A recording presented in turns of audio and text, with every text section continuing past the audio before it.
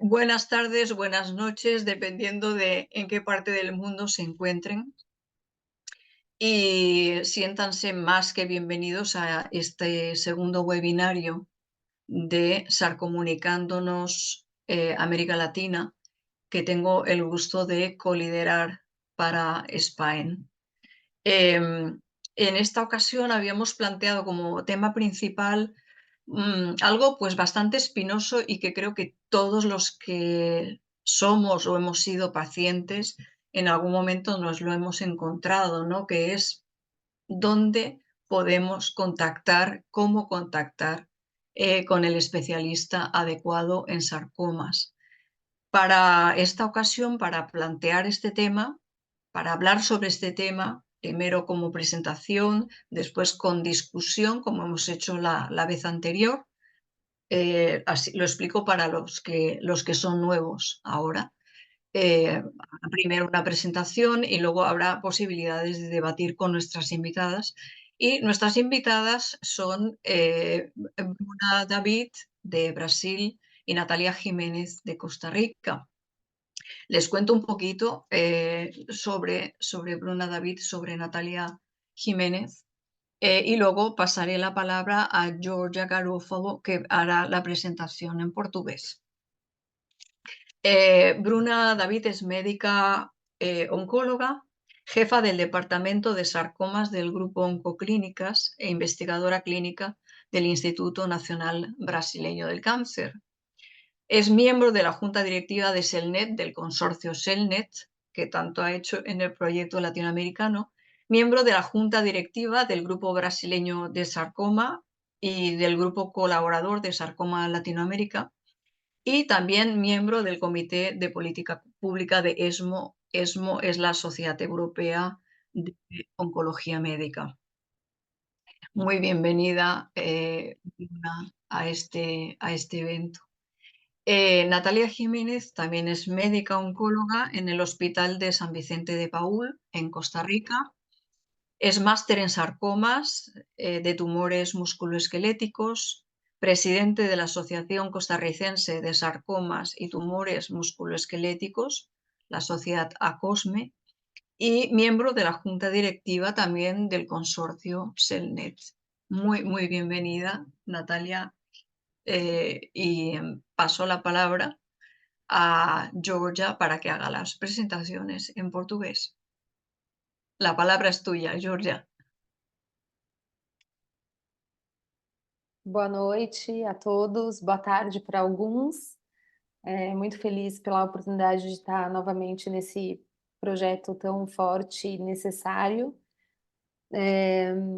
Hoje o tema do nosso webinar é onde nós vamos encontrar especialistas em sarcomas. Nós acreditamos que é um grande desafio para 100% dos pacientes, então muito importante a gente estar aqui junto. Gostaria de apresentar nossas duas convidadas, doutora Bruna Davi, com muita honra, e doutora Natália Jimenez também.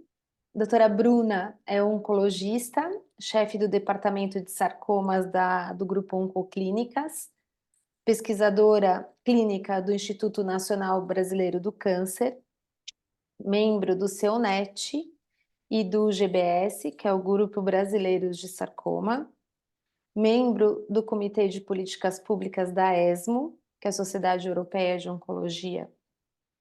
Doutora Natália Jimenez, oncologista no Hospital São Vicente de Paula, na Costa Rica, mestre em sarcomas e tumores músculos esqueléticos, presidente da Associação Costa-Riquenha de Sarcomas, a COSME, e membro do Conselho Executivo do CEONET.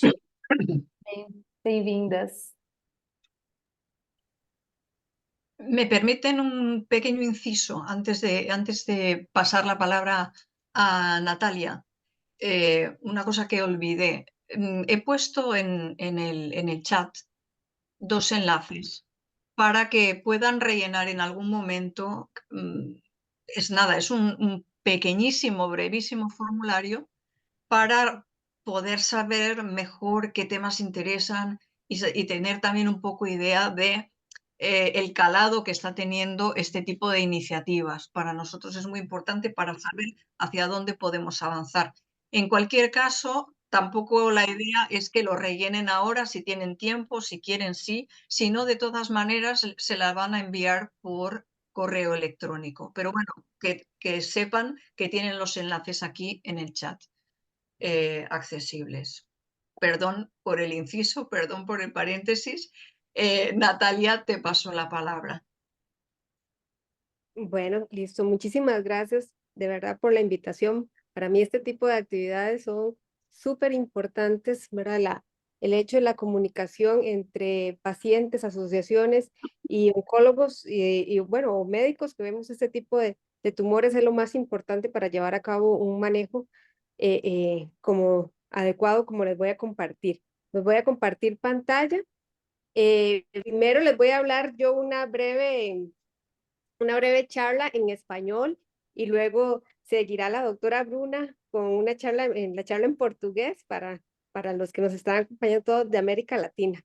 Bueno, esta charla cuando me invitaron a darla, me dijeron, bueno, es una charla, queremos saber cómo, como dijeron las compañeras, cómo encontrar ese especialista adecuado para diagnosticar y tratar un sarcoma. Bueno, lo primero que todo, que pienso que es importante, ¿se ve la pantalla? ¿Bien? Lo, Perfecto. lo primero que pienso que es importante es que el paciente sepa qué es un sarcoma, primero que todo, ¿verdad? Entonces, empezar porque entender que un sarcoma puede aparecer en cualquier parte del cuerpo. ¿Por qué? Porque es un tipo de cáncer que es derivado de lo que nosotros le llamamos los tejidos de sostén, tejidos que conectan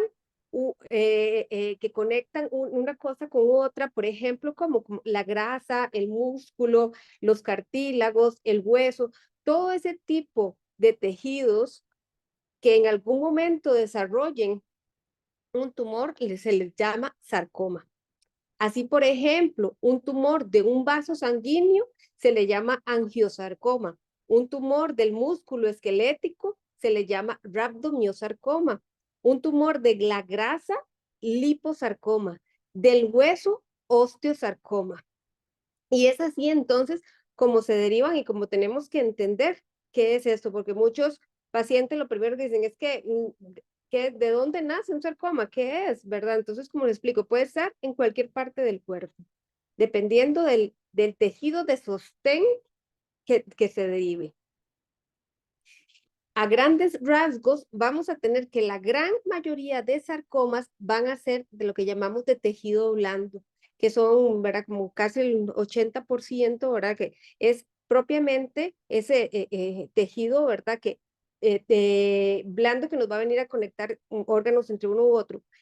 Y el menor porcentaje van a ser tumores óseos, como por ejemplo el osteosarcoma, ¿verdad? Y otros tumores óseos que en niños tiene mayor prevalencia, pero en adultos sí es de mayor prevalencia lo que es tejido blando. Entonces, el principal mensaje, y es una diapositiva un poco grande, ¿verdad? Etcétera, porque es que el sarcoma no es una patología fácil de diagnosticar ni de tratar. ¿Y esto por qué? Porque en primer lugar está clasificado como un cáncer raro. Representa en niños en pediatría alrededor del 21% de los cánceres, pero en adultos es solamente alrededor del 1%. ¿Qué significa esto? Que pues muy pocos médicos van a tener experiencia en el diagnóstico y tipo de tratamiento de este, ya que es algo que no se va a presentar tan comúnmente como otros tipos de cáncer. Aparte de eso, tenemos muchísima variedad, ¿verdad? De los sarcomas. Existen más de 150 variedades de sarcoma. No es, por ejemplo, como algunos tipos de cáncer donde solo hay 4 subtipos y con eso es con los que se trabaja. No, en el sarcoma existen más de 150 variedades, que cada una puede ser muy diferente. Algunas sí se pueden parecer entre sí, pero algunas poseen características tan diferentes, por ejemplo, que alguna puede tratarse solamente con cirugía, otras que no se deben de operar porque por el contrario va a crecer más otros que son sensibles a la quimio, otros que son resistentes a la quimio, unos que ocupan unos medicamentos especiales. Entonces, cada tipo de sarcoma tiene sus características y entonces tiene que ser alguien experto en este tipo de variedades quien diagnostique y lo trate para que se pueda dar el manejo adecuado. Aparte, como les dije, se puede presentar en cualquier parte del cuerpo. Un tipo de tumor que puede tener más de 150 variedades, que pueda presentarse en cualquier parte del cuerpo y que además es clasificado como un tumor raro, pues entonces sí no es fácil. También tampoco es cualquier cirujano, ¿verdad? O cualquier cirugía que se pueda llevar a cabo en un paciente con sarcoma. ¿Esto por qué? ¿Verdad? Lo tenemos que entender que muchas veces puede que llegue una persona con una masa en algún sitio y nosotros creamos que sea solo cuestión de quitar la masa, pero así no es con el sarcoma. El sarcoma resulta que tiene una cápsula, que le llama la pseudocápsula, a su alrededor, donde esa pseudocápsula puede tener microsatélites de tumor o micropedacitos de tumor que solamente se pueden ver por un microscopio. Entonces, eso nos lleva a que las cirugías de sarcomas tengan que ser cirugías sumamente amplias y hechas por cirujano oncólogo especialista, donde no solamente se opere también el tumor, sino su cápsula, su pseudocápsula e incluso tejido, ¿verdad? Que pueda también contener alguna de esas células. Entonces es una cirugía que es muy especializada. Bueno, entonces, ¿qué consecuencias tenemos del hecho de tener un tumor raro? Muchas variedades con cirujanos o médicos, etcétera, que tengan que sepan específicamente cómo diagnosticar y tratar. Bueno, esto lo hemos ido aprendiendo, ¿verdad? ¿Qué tenemos, verdad? ¿Qué consecuencias tenemos ante un equipo o una persona que no tenga experiencia sin formación académica en sarcomas? Esto nos ha traído como consecuencia que hasta el 40% de los diagnósticos son erróneos. Es decir, de esos 150 subtipos que existen de sarcoma, hasta el 40% le diagnostican un tipo diferente al que verdaderamente tiene esa persona. Y eso va a hacer que 1 de cada 4 pacientes reciba tratamiento para otra patología que no es la suya. Hace que también hayan pocos profesionales sanitarios expertos en esta área y que sea difícil adquirir una formación especializada porque no hay un incentivo para que el personal de salud se vaya a especializarse en este tipo específico de sarcomas, al no ser una patología con una incidencia tan alta y no tan políticamente rentable, y hace que entonces, al no tener especialistas en esta área, el diagnóstico dure mucho tiempo, sea un diagnóstico tardío, no, ¿verdad? No va a haber tanta investigación, va a ser difícil encontrar tratamientos o estudios clínicos para estos pacientes porque no son tanta la cantidad como muchas veces se requieren en los estudios clínicos y al mismo tiempo esto va a traer al sistema sanitario un aumento en los costes porque estos pacientes se tienden a complicar por un mal manejo en complicaciones posoperatorias, complicaciones en sí del tumor que no ha sido bien tratado ni diagnosticado y eso trae aumentos a nivel del sistema sanitario. Ya se ha visto cómo pacientes que son bien tratados en centros donde se tratan bien con centros que siguen guías específicas para el manejo de sarcoma tienen mayor costo efectividad que aquellos que no. También consecuencias para los pacientes, complicaciones como estas, donde posterior a una cirugía que no fue correcta, ¿verdad? Obtenemos nivel de recaídas de la enfermedad, ¿verdad? Que traen muchísima morbilidad para el paciente. Y aparte de esto, de todo lo que hemos dicho, hay datos también que nos hablan de que un paciente que no se ha visto por un especialista en sarcoma va a tener hasta 2.2 veces más recurrencia que aquellos que fueron tratados en un centro especializado. Bueno, y al final, ¿en qué termina esto? Ahora, estas consecuencias. Va a terminar en que los pacientes con sarcoma que no son tratados en centros especializados tienen 1.4 veces más riesgo de muerte y hasta 3 veces más riesgo de amputación. Y bueno, y es que hay un mensaje que hemos querido transmitir, ¿verdad?, a médicos de las zonas rurales y en sí también a pacientes que digan, bueno, hay que prestar atención a esta patología porque hay ciertas características de estos tumores que dicen, ya no es algo benigno, es mejor derivarlo a un centro especializado. Como que, por ejemplo, sabemos que tumoraciones de más de 5 centímetros que hayan experimentado un crecimiento reciente o en corto plazo de tiempo, o tumoraciones profundas, esos son signos de alarma de que es muy probable que lo que tengamos sea un sarcoma y que tiene que derivarse a un centro especializado. ¿Y qué es este centro especializado? Bueno, un centro especializado o un centro con equipo multidisciplinario en sarcomas es un lugar que tenga de todo tipo de especialistas en el tratamiento de sarcomas y que tengan reuniones cada cierto tiempo para discutir esos pacientes y que sean tratados de una mejor manera. Por ejemplo, un equipo que cuente con oncólogo médico, oncólogo de radioterapia, quirúrgico, radiólogo, patólogo, cirujano ortopedista y otros equipos de apoyo, todos ellos que ojalá tengan formación en sarcomas, en lo que es sarcomas.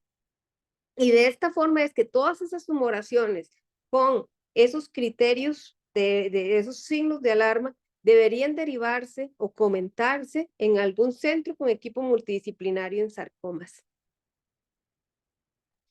En España, por ejemplo, hay criterios que también hemos tratado de instaurar en América Latina sobre cuáles son centros que son centros especialistas en sarcomas. Bueno, en España dicen, bueno, que por ejemplo sean centros donde traten más de 70 casos nuevos de sarcoma de tejido blando, más de 10 osteosarcomas al año, más de 10 tumores de retroperitoneo al año, que tengan reuniones semanales, que estén acreditados en la parte de investigación y además que tengan programas de posgrado para este tipo de patología, ¿verdad? Podrían considerarse como unidades, como centros de referencia en sarcoma. Así, por ejemplo, en España se ha visto que no se puede tener, ¿verdad? Por la distancia, etcétera, que hay en todos los países, o como, por ejemplo, tener centros de referencia en todo lado, pero al menos sí tratar de derivar de los centros alejados esos pacientes con diagnóstico de sarcoma hacia los centros especializados. E incluso en Europa, bueno, en el año 2017 se llevaron a cabo una lista de políticas que eran necesarias y que se quisieron, o se han instaurado lo que son políticas para lo que es el correcto control, ¿verdad? Para mejorar el tratamiento de estos pacientes con sarcoma. Entonces, por ejemplo, dijeron, bueno, es necesario, en definitiva, que hayan centros de referencias especializados en este tipo de tumores, que haya mayor formación profesional, que sea un enfoque multidisciplinar, que haya más incentivos para la investigación y un acceso más rápido a tratamientos. Luego, en el año 2019, estas políticas que se habían instaurado en Europa, quisieron traerlas a América Latina. Eso se hizo mediante un proyecto llamado CELNET, donde estábamos participando la doctora Bruna y mi persona, donde CELNET lo que pretendía o pretende todavía, y estamos trabajando aún en ello, es que estos países de Europa donde se habían instaurado ya políticas para el manejo y el adecuado manejo y tratamiento de pacientes con sarcoma, poderlas instaurar a nivel de América Latina para mejorar todo lo que era el diagnóstico y tratamiento de estos pacientes. Bueno, como sabemos muy probablemente, ¿verdad? Todos en América Latina, la parte de la burocracia es un poco difícil. es un poco difícil, ¿verdad? Y las estrategias de Celnet fueron, por ejemplo, por lo menos a Costa Rica, difícil de traerlas al sistema de salud, ¿verdad? De nuestro, pero bueno, poco a poco se fue trabajando en esto y más que en Costa Rica, hablando específicamente de un sistema de salud donde el 95% es un sistema de salud público y era un muy buen lugar como para poder instaurar este tipo de políticas.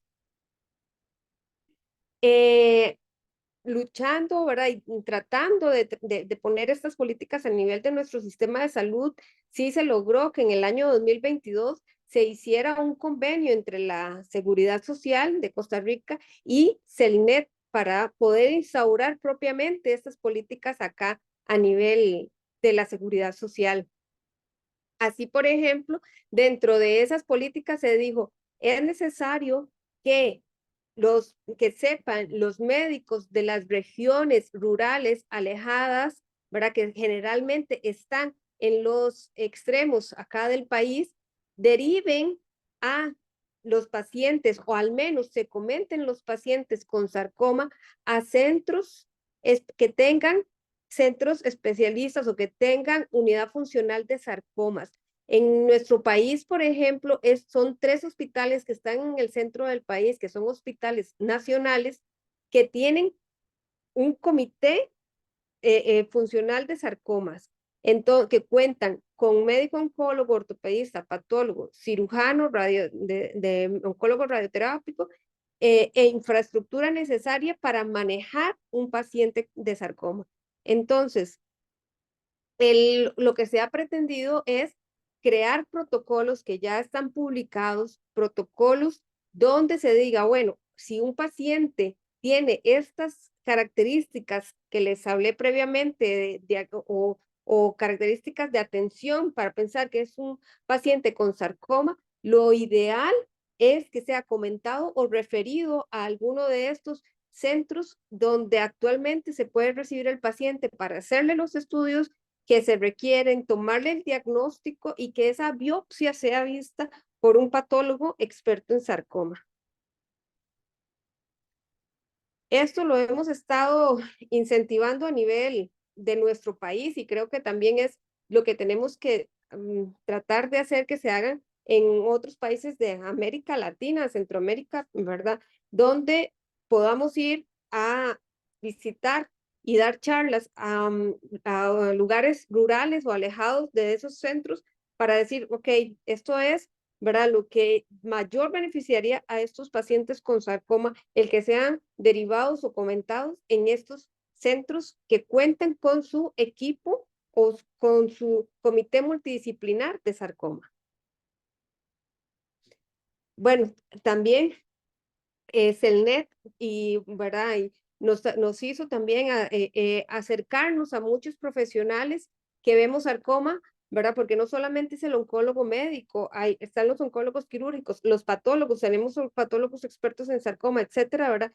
Y nos unimos todos a nivel acá de Costa Rica e hicimos una asociación de médicos especialistas en sarcomas y tumores musculoesqueléticos, donde comentamos en sí a grandes, ¿verdad? En reuniones, etcétera, a los pacientes a nivel nacional, ¿verdad? Para tener todavía mayor seguridad, ¿verdad? En cómo es el tratamiento ideal de estos pacientes desde todas las expectativas, desde el punto de vista farmacológico hasta el punto de vista histológico, hasta el punto de vista quirúrgico.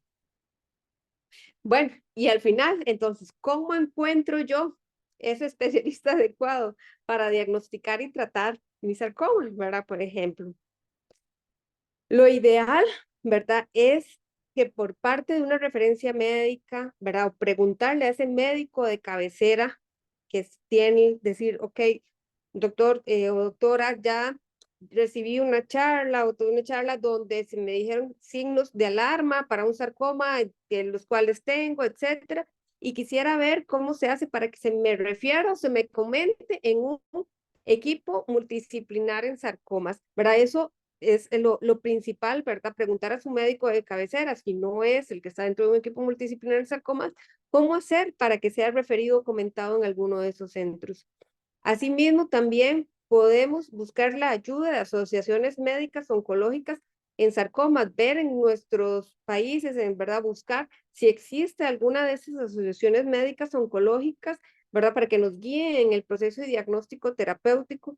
Y algo súper importante, y que es el hecho que nos trae también acá, es el buscar esos grupos de apoyo y redes sociales, ¿verdad? Donde existan asociaciones de pacientes, ¿verdad? Y que nos ayuden a buscar, ¿verdad? Que nos den recomendaciones, su experiencia, cómo hacer los enlaces entre esas asociaciones de pacientes y asociaciones de médicos para poder llevar a cabo la atención de esa persona. Y ya para finalizar, ¿verdad? Lo más importante, ¿verdad? Que es esto, ¿verdad? Cómo tenemos que estar unidos en esta patología más que creo que en ninguna otra. Los médicos de cabecera, asociaciones de médicos, las asociaciones de pacientes y el paciente y la familia en sí, para poder dar al paciente el mejor manejo y el mejor tratamiento que se merecen. Eso sería, muchas gracias. Muchísimas gracias, Natalia, por una charla tan dinámica, tan ilustrativa bueno, y tan motivadora. Yo creo que habrá intervenciones, habrá preguntas. Muchísimas gracias. Bruna, adelante, por favor. Boa noite, boa tarde ao pessoal fora aqui do Brasil. Natália, também da tarde. Gente, eu vou pedir desculpa antecipada que os meus slides não são tão bonitos quanto os da Natália, mas eles foram, desculpa, eles foram feitos com muito carinho. Deixa eu compartilhar minha tela aqui.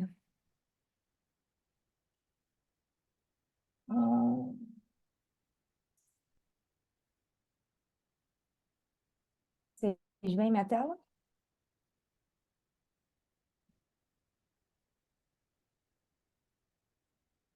Yes. Sim? Ok.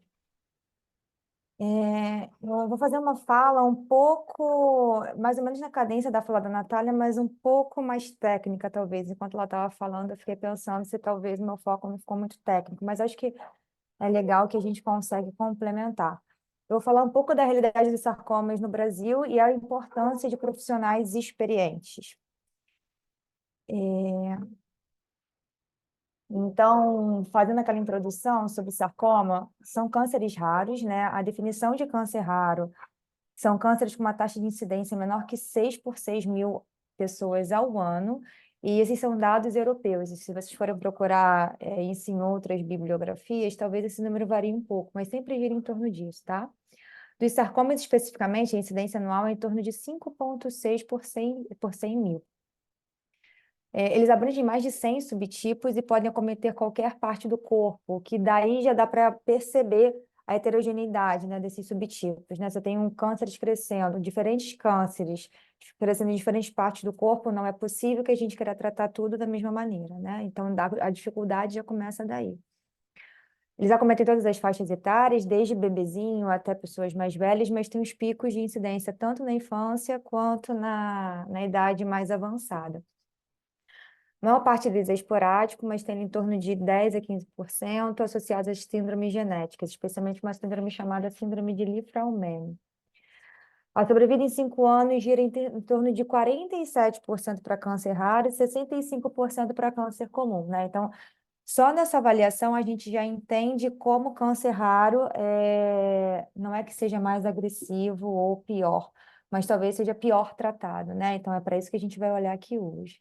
Então, só para ilustrar aquela questão de qualquer parte do corpo, quando a gente fala qualquer parte do corpo, é qualquer parte mesmo, tanto superficial quanto interna, né? A gente fala que é tecido osteoconectivo, tanto osso como tendão, bainha de nervo, vaso sanguíneo, músculo, órgãos. Então, qualquer parte do corpo, literalmente. E aí, começando a falar da parte de prognóstico, né? Os sarcomas raros, eles têm uma sobrevida menor, já de base, do que os sarcomas comuns, se a gente olha as barrinhas vermelhas de tumores raros. Eu peço desculpa porque a maior parte da literatura que a gente tem é em inglês, então acaba que a maior parte das figuras vão estar em inglês, tá?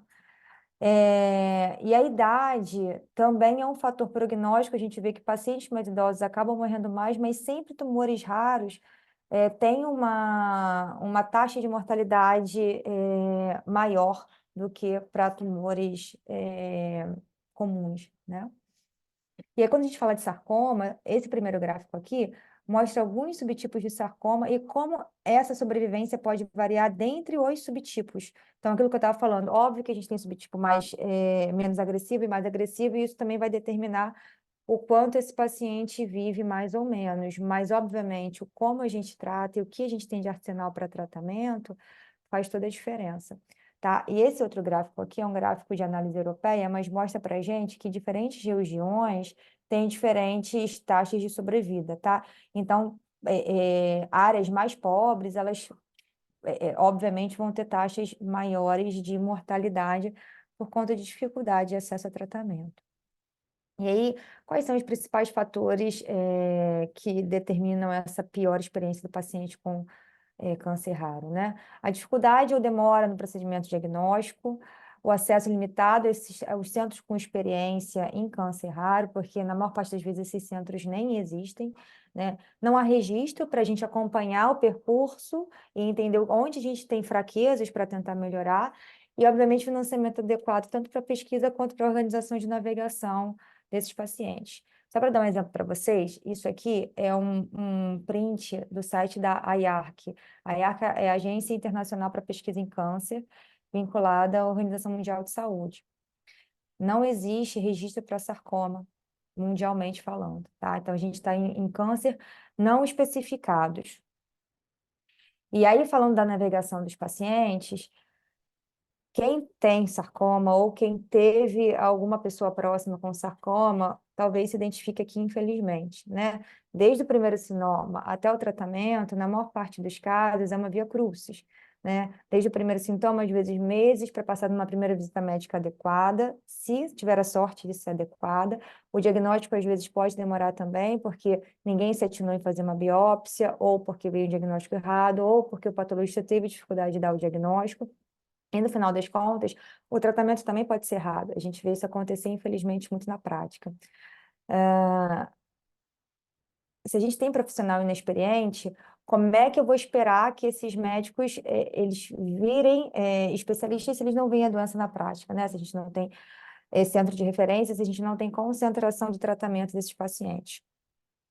Aqui eu trouxe um exemplo para vocês de uma campanha muito bacana feita na Inglaterra, um tempo atrás, chamada Is It Sarcoma? Assim, basicamente, eles mandavam uma bolinha de ping-pong, que tem mais ou menos 5 centímetros, para médicos de base, né? Médicos generalistas. Aqui no Brasil, a gente chamaria de clínica da família. Para esses médicos, quando atendessem um paciente com suspeita de um tumor que está crescendo rápido ou crescimento progressivo, de cerca de 5 centímetros, e aí por isso a bolinha, que é mais ou menos o tamanho da bolinha, em planos profundos, para encaminhar esses pacientes para biópsia, ou pelo menos acender o alerta e pensar que isso pode ser um tumor maligno. A maior parte desses tumores, geralmente, são lipomas, são tumores benignos, mas aí vem um problema. Se a gente não tem um especialista olhando, uma imagem adequada para pensar o que vai ser feito, e às vezes a ultrassom já ajuda. Não estou nem falando de ressonância, tomografia, estou falando de exame simples, ultrassonografia que é de fácil acesso.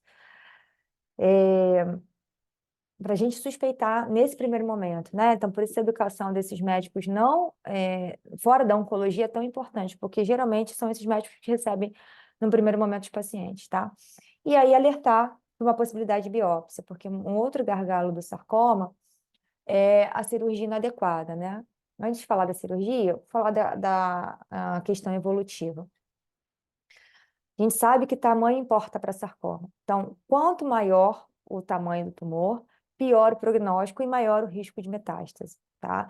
E, obviamente, quanto maior, pior o prognóstico, porque aumenta o risco de metástase e, além disso, pior a recidiva local.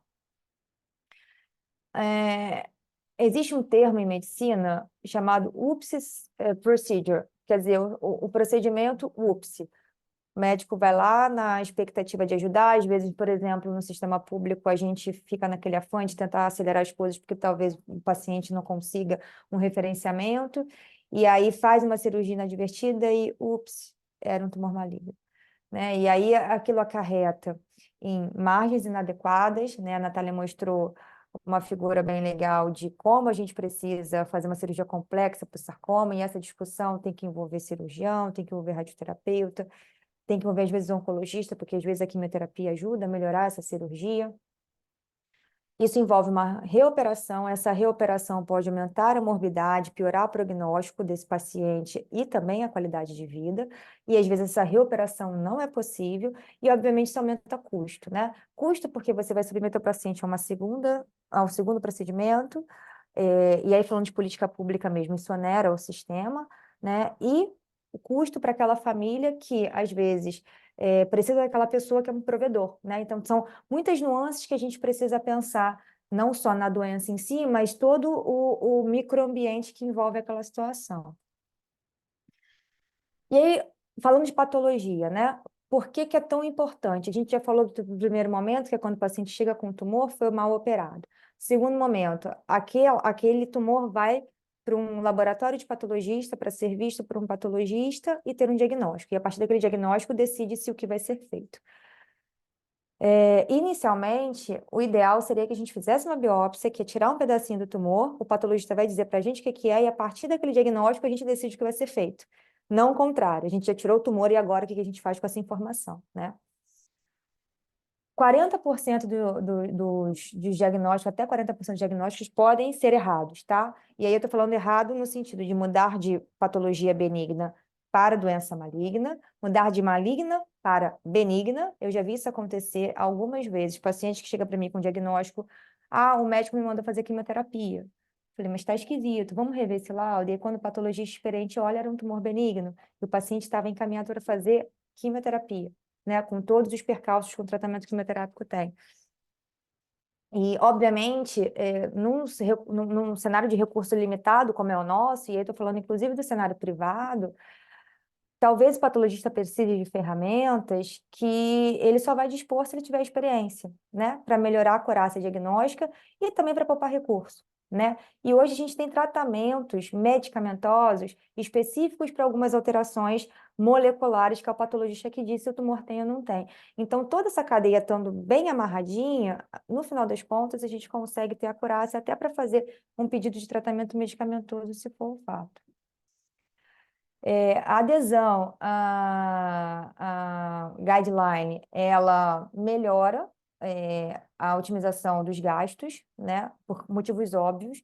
Se você tem toda a cadeia funcionando bem, você vai ter menos procedimento errado, você vai ter menos tratamento sendo prescrito errado, e todo o sistema funciona de maneira mais eficaz, porque a linha do tempo acontece mais rápido. Então, o paciente vai chegar no estágio mais inicial, provavelmente vai precisar menos de medicação, acaba fazendo quimioterapia, radioterapia e segue a vida, né? Uma coisa que eu esqueci de falar no início, a maior parte dos tumores, aí falando de partes moles, né? Cerca de 65% a 70% pode ser curada com cirurgia e radioterapia, né? Uma boa parte desses pacientes não vai fazer tratamento medicamentoso, e eu estou falando de cura. Outros tumores ósseos, outros tumores de partes moles, às vezes precisam da quimioterapia também para o tratamento inicial, né? Mesmo quando não existe metástase. E, obviamente, quando há metástase, a gente precisa do tratamento medicamentoso.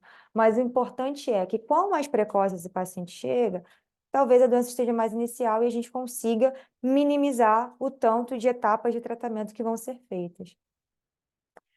E aí, quando a gente fala de guideline, a gente tem que falar de multidisciplinaridade, tá? Hoje, a gente tem a felicidade de dizer que o CEONET deu a oportunidade para a gente ter um guideline latino-americano, que é em conformidade com linhas guias, tanto americanas quanto europeias, que são as linhas mais consolidadas mundialmente falando, né? Mas adaptada para a nossa realidade, né? Tem algumas questões que a gente não consegue abarcar aqui, que são indicadas, mas a gente consegue adaptar e tratar os pacientes muito bem. Então, a gente tem hoje guidelines próprios, graças à cooperação e à multidisciplinaridade. E toda essa multidisciplinaridade é importante porque, se a gente tem um diagnóstico inicial bem feito, a gente vai ter toda a conduta sendo melhor vista, né? E profissionais pontuais podem entrar nisso de maneira conforme necessidade. Falando um pouquinho de pesquisa em sarcoma, esse slide aqui é de um site americano que agrupa todos os estudos clínicos no mundo, tá? Então, aqui, esses numerozinhos são os estudos em recrutamento só, os estudos que estão abertos para receber pacientes em sarcoma, tá? Sarcomas no geral. Aqui, na América do Sul, hoje a gente tem 40, tá? Eu fiquei muito feliz quando eu fui rever esse slide, porque numa apresentação que eu coloquei essa figura há 3 anos atrás, tinham 5. Então, a gente vê como todo esse esforço que a gente tem feito nos últimos anos tem surtido efeito. Por mais que devagarinho, mas a gente está evoluindo, né? Então, é muito animador ver isso. Só para exemplificar para vocês o investimento de pesquisa no mundo, em sarcoma, uma projeção de 2017 a 2023 era na faixa de milhões, né? Quanto para mama, por exemplo, na faixa de bilhões, né? A gente está realmente muito atrás. Assim, eu estou falando de investimento privado, obviamente, porque aqui no Brasil, por exemplo, a gente tem muito pouco investimento público em pesquisa, de uma maneira geral. Para tumor raro, hoje existe uma portaria específica, mas é para doença rara, incluindo tumor raro, né? Então, assim, tumor raro tem uma parcela muito pequenininha disso aí, então é bem difícil a gente conseguir financiamento público. Ainda falando de pesquisa clínica, tem uma outra questão que é como a gente avalia desenho de estudo para tumor raro, né, e aprovação de droga. Uma regulação para droga órfã hoje é mais do que necessária, sem sombra de dúvidas, porque a gente não tem como perseguir o mesmo caminho das doenças comuns, né, por uma série de questões, e principalmente por quem avalia fora, né, nos órgãos regulatórios, uma questão de experiência. E hoje, no Brasil, a gente tem uma linha rápida de aprovação para entrada de estudo, né, mas para aprovação de droga a gente ainda pena um pouquinho. E, obviamente, os desenhos de estudos, eles são mais adaptados, porque é difícil recrutar paciente. Quando a gente fala de sarcoma, que além de ser raro, tem mais de 100 subtipos, você fazer um desenho de estudo para um subtipo específico é muito difícil, porque é recrutamento daqueles pacientes, né, por uma questão de estatística, existe todo um trâmite de cálculo matemático para você conseguir dizer que aquele estudo tem validade, faz sentido você aplicar aquilo ali na população de maneira prática. Existem desenhos de adaptação que fazem com que a gente precise de menos pacientes para fazer uma informação se tornar real, né? Então, esse tipo de barreira a gente enfrenta junto às agências regulatórias, e aproveito para dizer que isso não é só no Brasil, mas a gente enfrenta, porque, no geral, eles querem estudos com muitos pacientes, no modelo comparativo, que às vezes em doença rara a gente não consegue fazer por uma questão de número de pessoas. E aí, obviamente, falando dos centros de referência. Os centros de referência, eles têm melhor tratamento e jornada de paciente a oferecer, sem sombra de dúvida, tá?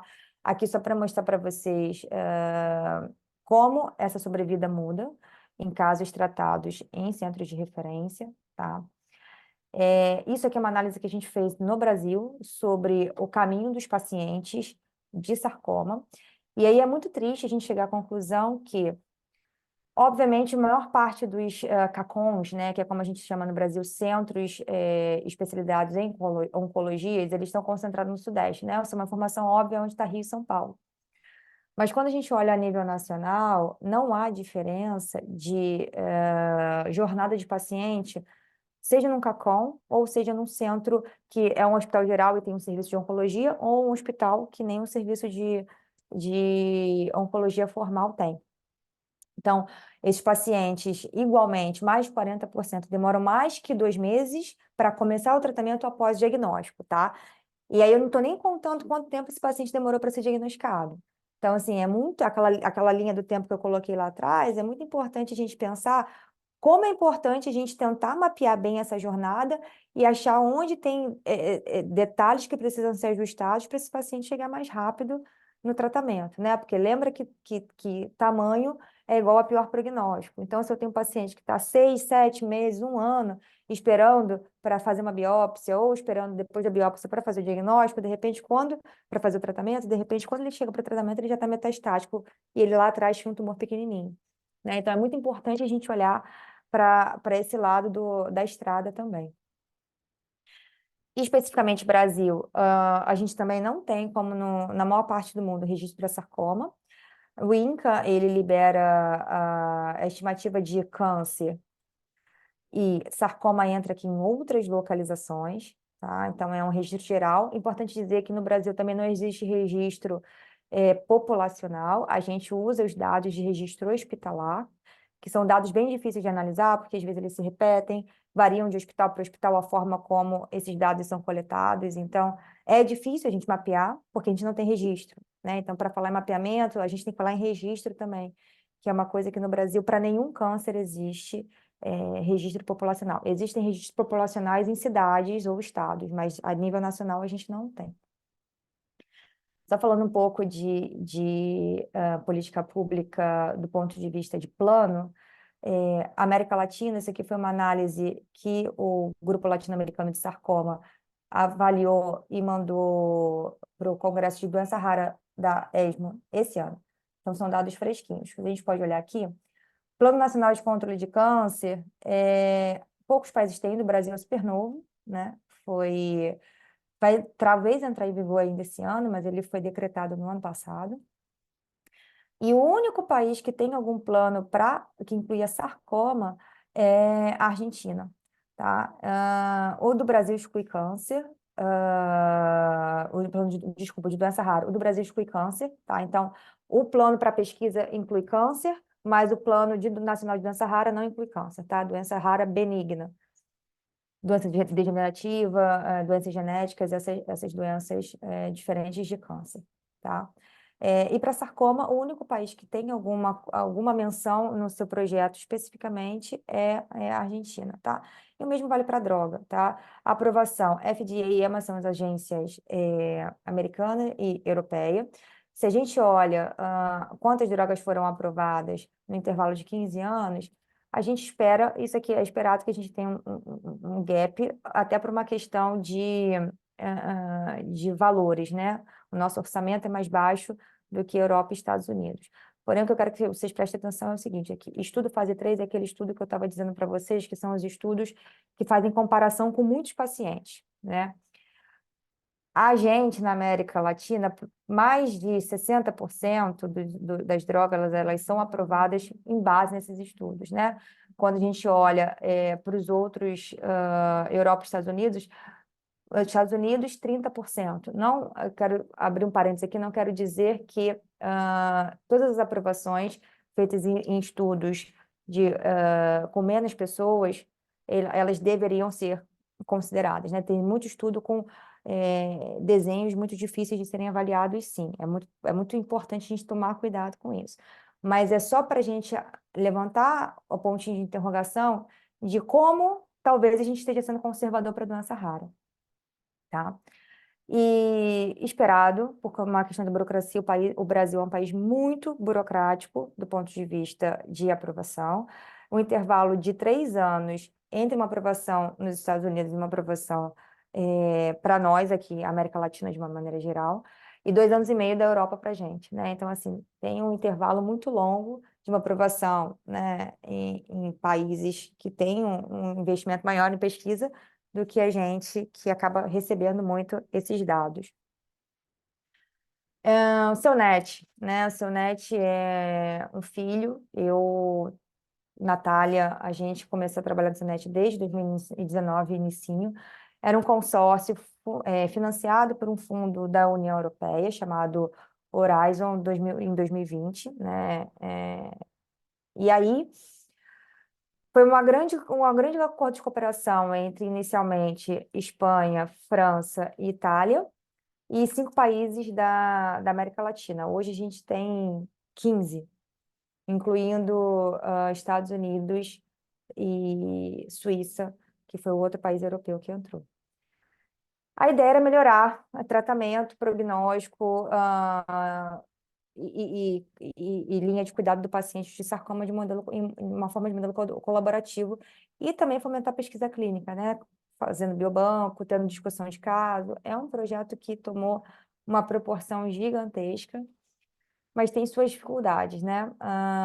Primeiro, a definição dos centros de referência, que a Natália tocou muito bem nos critérios, como a gente uniformiza os critérios de um centro de referência para países com culturas diferentes, políticas diferentes, números diferentes, né? A gente discutia muito se os mesmos critérios de número para o Brasil seriam para Costa Rica, né? Foi uma discussão que a gente teve muito inicialmente de como definir esses valores. Então, essas questões têm que ser adaptadas localmente, né? Por isso é importante ter uma representação forte em cada local e, às vezes, até por região de cada país, né? A gente não tem como comparar sul, sudeste do Brasil com norte, nordeste, por exemplo, né? A gente sabe que são realidades muito diferentes. E todos esses desafios nos embargam nesse momento, né? Porque a gente precisa criar um alinhamento de sociedade civil, não civil, né? Mas sociedade não política, do ponto de vista sociedade médica, grupo de apoio de paciente, para daí a gente tentar subir a nível político, porque sem reconhecimento legal, tudo isso aqui que a gente está falando é muito bonito, mas na prática não funciona, né?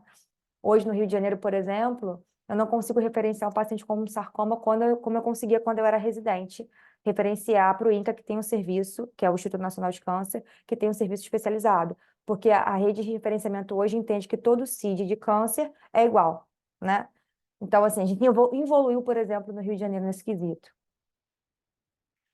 E aí tem uma outra questão que a gente fala muito de centro de referência, mas às vezes não é possível o paciente viajar para um centro de referência, seja por questões logísticas, seja por questões financeiras, seja por vontade, que é muito importante a gente respeitar a vontade de uma pessoa que não quer fazer um tratamento que vai ser pesado longe da família, da rede de cuidado dele, né?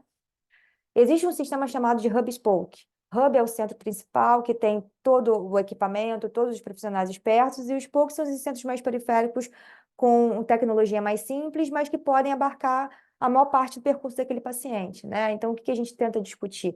Criar uma rede de hospitais que se conecte e se fale, para que o paciente, não necessariamente que mora no interior do estado, tenha que vir aqui para a capital para tratar, né? Ele pode fazer o mesmo fármaco lá perto da casa dele, se ele precisar de alguma coisa mais refinada, vamos dizer assim, ou se um patologista precisar mandar o material dele para uma análise molecular, isso viaja, né? Mas que em grande parte do tempo o paciente esteja perto de casa. Isso poupa recursos também, falando do ponto de vista de otimização de gasto, né? E aí é preciso conscientização, né? A conscientização desde do médico de base até as cadeias mais altas, né? E é preciso conscientização de quem trata câncer e de quem vê sarcoma, né? Criar uma cultura de segunda opinião de patologista faz muita diferença, porque se você barra um diagnóstico errado, você consegue reorganizar toda uma cadeia que talvez não desse certo. E, obviamente, educação de paciente, né? A gente vê tanta campanha anti-tabagismo, tanta campanha de autoexame de mama para próstata, porque são tumores que afetam grande parte da população e há muito mais preocupação em promover essas campanhas, porque são mais pessoas afetadas. Mas a gente consegue promover campanhas de tumor raro também, é muito legal porque a gente educa o paciente, né? E aí eu vou dar um exemplo puxando o saco aqui das meninas da Associação Brasileira de Tumor Desmoide. Eu começo a receber pacientes hoje, depois de alguns anos de trabalho maciço e belíssimo que elas fazem, tão informados, tão educados, que eles chegam questionando, eles chegam sabendo quais são as opções de tratamento, eles chegam discutindo possibilidades. Então, assim, é trazer o paciente também, não só para essa questão de eu preciso, eu quero saber para mim, mas para divulgar a informação, né? E aí a gente vai criando uma cadeia de cooperação que cada vez fica mais consolidada. E aqui alguns exemplos que a gente tem no Brasil, né, e América Latina. O Guideline Celnet, que eu falei para vocês, que teve participação de praticamente todo o continente. A gente fez esse guideline para sarcoma ósseo, para GIST, que é um tipo de sarcoma de sarcoma gastrointestinal, e para tumores de partes moles, né? Então, a gente tem 2 guidelines para os 3 grupos maiores de sarcoma. Hoje a gente no Brasil tem o Grupo Brasileiro de Sarcomas, tem a atuação em parceria forte com o Celnet e o grupo cooperativo do LACOG, que é um grupo voltado mais para pesquisa clínica, que abrange alguns outros colegas aqui da região mais América do Sul. E aqui, mais uma vez, falando das meninas do tumor desmoide, dois grandes acontecimentos que a gente teve recentemente. Um foi a participação do grupo no consenso global, né? Global, vou repetir, de tumor desmoide. E o outro, a gente conseguiu levar o primeiro trabalho feito por elas para um congresso internacional só de câncer raro, o da Sociedade Europeia, no início do ano. Então, para provar para vocês que um grupo de Facebook consegue fazer um trabalho tão bonito, tão sério, né, quando tem engajamento, é possível, né? Não é fácil não, mas é possível. Então, aqui eu queria agradecer a vocês e dizer que eu estou muito honrada com o convite, porque essa iniciativa de juntar a América Latina, fazer um evento na nossa língua para conscientizar as pessoas, parece que é um sonho assim que eu achava que nunca fosse acontecer e está acontecendo. Então, assim, obrigada pela oportunidade e que bom estar fazendo essa parceria com a Natália, que está comigo desde o inicinho lá dos primórdios do Cionet. Muchísimas gracias, Bruna. Formativa, informativa, increíblemente abarcadora.